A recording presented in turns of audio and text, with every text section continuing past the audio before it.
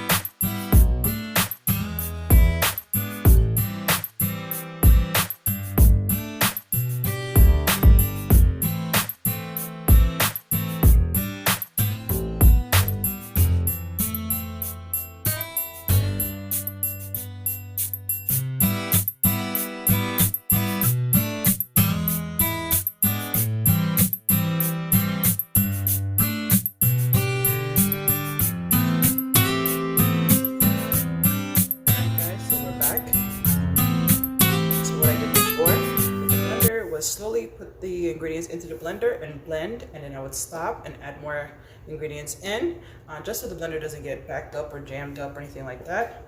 And I did 1 tablespoon of the turmeric, 1 tablespoon of the oregano, and 1 tablespoon of the cumin.